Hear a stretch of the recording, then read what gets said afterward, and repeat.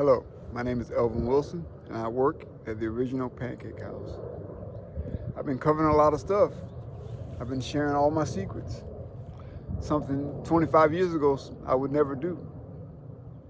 And today, I want to continue on my last video. I was giving away a lot of my secrets.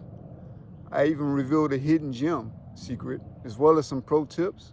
And I want to continue that in today's video and try to cover as much as I can. There's so much to talk about that it's impossible to get it all in one video. It's just impossible. And if I were to try to get it all in one video, no one's going to take the time to sit down and watch that video, because you'd have to have a lot of time on your hands. So I'm gonna give it to you in bits and pieces. And yeah, we're gonna continue talking today about the sour starter at the original Pancake House. In my last video, I talked about the sour starter, and I revealed a hidden gem secret that's hidden in plain sight, and that's the half batch recipe. And we talked about that in my last video. And yeah, in this video, I want to talk about why I swear by it, why I swear by the half batch recipe, and why I think it's pure genius. It's the best thing that they could have ever introduced to the recipe book at the original Pancake House, because what makes the original Pancake House original is the pancakes. And it starts with a good sour starter. And yeah. So the half batch recipe, what's so special about it? Well, for me and for the original Pancake House in South Carolina, it's kept us in compliance with the Department of Agriculture. That's number one. You know, you definitely want to be in compliance. And there's a lot of original pancake houses that are challenged with that. You know, to the point where you get a visit by the health department, DHEC, or the Department of Agriculture. And before they look and check anything, the first thing they want to know, where do you keep your sour starter? They're going right for it. You know, they're going right for it, because they know that a lot of original pancake houses are challenged with that. But that's not the case at the location in South Carolina. We're on top of it. Thankfully, I'm happy to say that, and I'm happy to be the manager of the sour starter at the original Pancake House in South Carolina. I manage that. I'm in charge of it, and it's my responsibility, and I'm obsessed with it. The first thing I do when I go to work in the morning is one of the first things I do after I turn the lights on is I go and I check it. You know, I'll take the top off, smell it, and boy, does it smell nice. It smells so good. Yeah. And a lot of the other pancake houses I visited, the two in Charlotte, I don't want to say that they don't take pride in what they do, because the two stores in Charlotte are great. But when I ask about the sour starter, you know, it's just kind of one of those things that just kind of brush off. Oh yeah, it's right over there, you know. Have a look, you know. It's not one of those things where, you know, I'm talking to someone who takes pride, who really, really enjoys managing and dealing with the sour starter, you know. So when that question comes up, you know what I mean, if someone was to visit me at the location in South Carolina, someone like the Department of Agriculture, and they want to know about the sour starter, my head's up high. You know, a lot of times when, you know, employees let me know, or manager let me know that the Department of Agriculture or the health department is here, it doesn't bother me. You know, of course, anyone and everyone is going to be a little nervous, but for the most part, I'm not. I have my certification for food safety, so I am certified. I have my ServSafe certification. That makes me a little more confident, and I have a lot of experience. You know, probably more experience when it comes to the sour starter than the Department of Agriculture, but I can't say that, because I can honestly say that the Department of Agriculture and the visits that we've received from them, I couldn't say this 20 years ago, but I can say this after working for the company for 35 years. DHEC, the Department of Agriculture, has made me a better cook, has made me a better prep cook, and a better manager. And a lot of people can't say that. I've learned a lot. And if it wasn't for the Department of Agriculture and everything that they've brought me into, because they brought me into a better understanding of not only the sour starter, but how to keep food safe. They take it a step above and beyond anything I've ever learned at ServSafe. So I'm thankful for the Department of Agriculture and the Health Department for making me the cook that I am today. But getting back to the half batch recipe, to me, it's a hidden gem, and it's necessary because it keeps, and I think it's necessary because for the first time in so many years, the original Pancake House in South Carolina is in complete compliance with not only the Department of Agriculture, but we're in compliance with the OPH franchise. Yeah, we're in compliance with the OPH franchise. And that's why I'm so proud to say that I am responsible for not only the sour starter, but the pancake batter itself. I manage everything from when it's made to right when it comes to the point where it's getting ready to be dropped on the grill. I don't cook the pancakes at the original Pancake House. I did it for 12 years. But I manage it from start just about all the way to finish. The only thing I don't do is cook the batter on the stove at the original Pancake House. Everything else is my responsibility. And in my absence, whoever may be covering my position, it's my job to manage that person and make sure that they are knowledgeable and have complete understanding of what's required when it comes to the sour starter at the original Pancake House. And that person is certified to manage and handle the sour starter at the original Pancake House.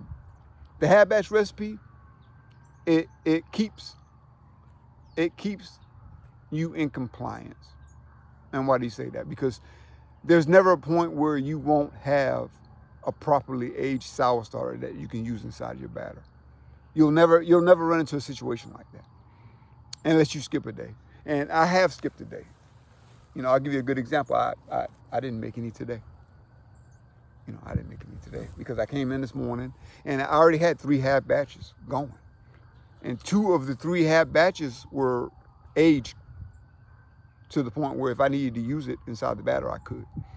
Whereas the third batch still needed more time. So I was like, you know what? Even though Easter Sunday is 1 week from today, I don't need to make any today. Because if I see a situation where if I make that sour starter, it may go into its expiration, why would I do that?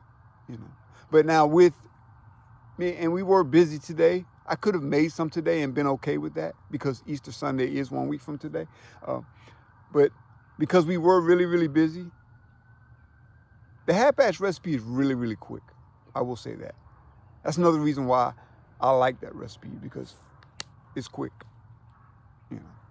But I don't ever want anyone that watches this video and has learned about this or already knew about it and just don't use that recipe. I don't want anyone to think that throwing away a batch of sour starter is a bad thing. What's a bad thing, in my opinion, is if you use a sour starter in your pancake batter that has not aged properly and the pH levels have not come down.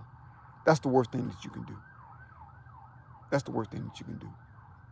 You're probably thinking to yourself, oh, we don't have aged sour starter, so I can't use it inside the batter. That's horrible. Whereas if you get flagged by the Department of Agriculture and they come visit you, and then every time they come visit you, there's an issue with the sour starter, you can lose your privileges. You can completely lose the privilege of using the sour starter, which means that you don't have to shut the original Pancake House down. But when you get to that step in the recipe book, you're forced to skip it because now you can't use it. They've taken away your privileges of using the sour starter, and that can and has happened to a lot of locations nationwide. I'm pretty sure it has. And so if you're ever in a situation where you got to make a decision, and you don't have a properly aged sour starter and you need to make your buttermilk batter and get it ready for the line, my advice is don't use it. Just skip that recipe. Just skip that step entirely. You don't skip every step, but you skip that step. But every other step, you follow it, and you're fine, and you'll be okay. And if you had to tell a manager that, and you go to your manager, you're the prep cook, and you be like, oh, I don't have a properly aged sour starter, and that manager is uptight. If anything, he should be happy. He should be happy that not only that you brought it to his attention, because he should already know. You shouldn't have had to bring it to his attention, you know what I mean? Because when you're managing the sour starter, it's not a one-man show. The management team has to be involved. So if you had to bring that to his attention, that's already not a good thing, because the manager should already know. That's what the paperwork is for. When you're keeping proper records, when you're making the sour starter at any original pancake house, to stay in compliance, the managers will have to be involved. So you shouldn't have even had to bring that to his attention. If anything, he should have brought it to your attention and shake your hand and not be upset, but shake your hand because you decided that you weren't going to use it inside the batter because it wasn't ready. Yeah, he should have said, good job. Instead of saying, what, how did you get behind? Blah, blah, blah. It doesn't matter. It doesn't matter. The restaurant is busy. Your restaurant's doing anywhere from $1 to $2 million a year. It doesn't matter. If you don't have a properly aged sour starter, fine. I've been working for the company for 35 years. I've been the prep manager for over 20 years. And yes, there are situations, and I have had 2 handfuls of situations where I don't have a properly aged sour starter. So I'm not going to use it. I'm just going to skip that step and keep going. And everything will be fine. Are the pancakes going to smell as nice? Are they going to taste as great? Is the quality going to be the same? No, it won't be. Is it so bad that you can't open your front door to customers that want to come in and enjoy an experience at the original pancake house? No, absolutely not. You're fine. The worst thing you could do is introduce the sour starter incorrectly, and it hasn't aged properly.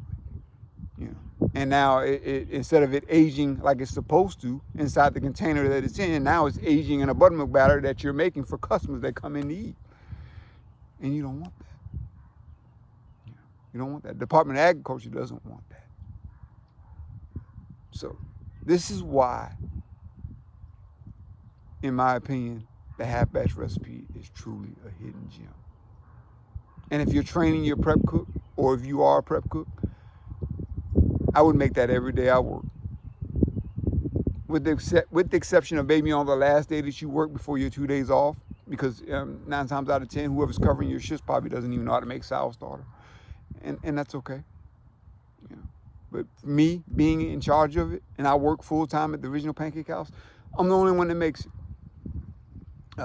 And the guy that covers my shift on my days off, he knows how to make it, but I don't ask him, or I don't require him to make it. The only time I require him to make it is when I'm on vacation. And he knows how to do it. He's perfectly capable of doing it. But if you're a manager and you're training a prep cook and you're trying to make sure that prep cook is successful, yes, if he's full-time, you want him to make that sour starter, that half batch recipe every day he works. Whether he throws batches away or not. Because what's going to happen is he's always going to have properly aged sour starter. I know what you're saying. You're probably saying, well, that's you're throwing away product. That's a waste of labor, and it can be expensive. No, it's not expensive at all. And it's not a waste of labor. It's not a waste of labor at all, because by doing the half batch recipe, that full-time prep cook, he's doing his half batch recipe every day that he works. You are in compliance with the Department of Agriculture. And that alone is worth the price of having to discard a batch of sour starter if you have to. I've run into situations where I said, well, I'm not going to make any today, like today. I didn't make any today. Hopefully it doesn't come back to bite me. But if it does, it's my fault. But what happens if it does come back to bite me? If I'm in that situation, I'm just not going to use it. I don't need to make an announcement. I don't need to tell anybody. If anything, the manager comes to me and be like, oh, I noticed we don't have a properly aged sour starter. Yeah, well, I'm not going to use it. Yeah, I know you're not going to use it. Good job. But I just want to let you know, I am the manager, and I just want to let you know that I'm aware.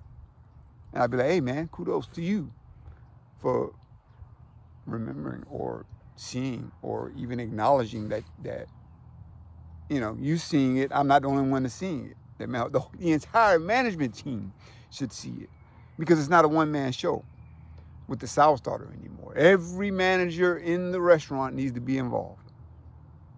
They do, at some form or another. Not necessarily saying they need to be back there making it. That's not their job. But managing it, yes. You don't just put that responsibility on one person. The entire management team needs to be involved. Because if not, and you get that visit by the health department, then everybody's scratching their heads, running around, like, oh, is everything all right? Is everything all right? Did we miss anything? What's going on?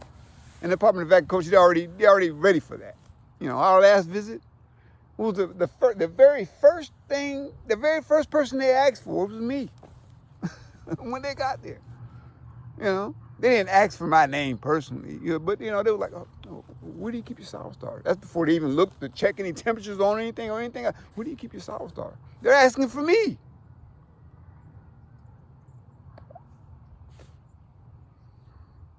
The first thing the manager said, Elvin's back here. He's been here for 30 years. Let's go talk to him.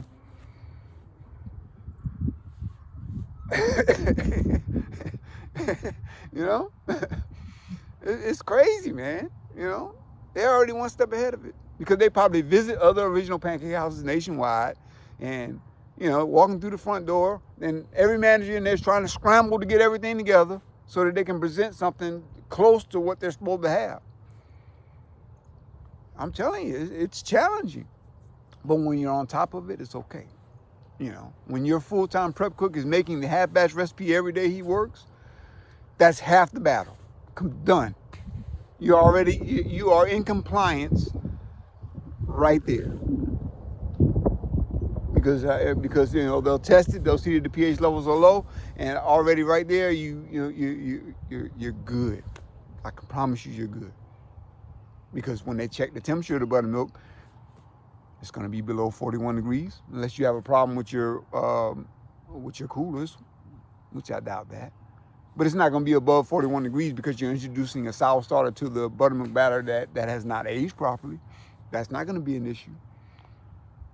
Can that be an issue? Absolutely. Absolutely. You have to be very, very careful with that. It can definitely be an issue. So yeah. Don't think for 1 minute that, making that half-batch recipe is a bad thing. Because also, the prep cook is getting more training. He's consistently making the sour starter. He's got his hand in there every day. He's going to get better and better and better. Practice makes perfect. I've been doing it for so many years now that when I get there in the morning, that's one of the first things I do. When I turn the lights on and everything, I go and I check it and I smell it. And, puts a smile on my face. It's better than a cup of coffee. To me, I'm obsessed with it. I love it. It's great. It's pure genius. It's pure genius. And I love talking about it. That half-batch recipe is a miracle, especially when it comes to coming into compliance with the Department of Agriculture. I highly recommend it if you're not doing it. But original pancake house in South Carolina, we do all right, if your restaurant is doing $2, $3, $4 million a year, then forget the half-batch recipe. If anything, he's doing full batches, 3 to 4 days a week. I'm talking small talk here. But yeah, it's great. It's great. Yeah. Also, I want to mention this, and we'll continue talking more in another video. We will. Though I'm not finished yet. I'm just getting started. But if you decide to skip, you're doing the half-batch recipe, you're like, I think that's good. I don't need, I could skip, and you skip. Most of the time when I skip, I regret it. You know, an original pancake house in South Carolina, you know, we're doing over $1 million a year. Every time I skip the half batch recipe, and I'm full time, I work 5 days a week. But whenever I do skip, sometimes it's okay because we might not be that busy. Other times it comes back to bite me. We got Easter Sunday coming up 1 week from today. You know, and another thing that can happen is I'm not perfect. I make mistakes. Every single batch of sour starter that I make every year, you know, there might be a handful of batches that don't make it. You know, something happened in the process while I was making it. You know, the pH levels never come down. It has to be thrown out. It has to be discarded. I can't use it. You know, that situation comes up too. You know, I'm going to make mistakes. We're all going to make mistakes.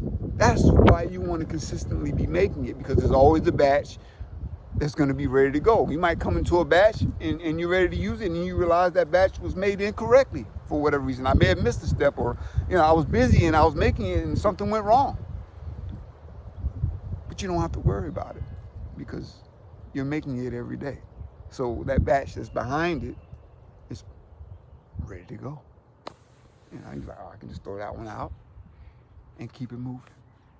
You know, and you'll always have a sour starter ready to go, ready to use inside the battery, so that customer won't come in one day, taste the pancakes, and be like, I mean, they're fine, but they just something's missing. You know, and they'll probably brush it off. They probably won't even say anything to a server or anyone. Oh, the pancakes are fine. They're fine. They just they taste good. It just don't taste the same. You know, but they're good. But anyway, if you made it this far, I thank you for watching. We're going to continue because I got a whole lot more that I want to talk about. I'm not finished yet. But if you made it this far and you've learned anything and this video has made you a better cook or prep cook or manager, then yeah, I feel like I've accomplished something, you know. But I look forward to seeing you in the next one. Thanks for watching. Peace.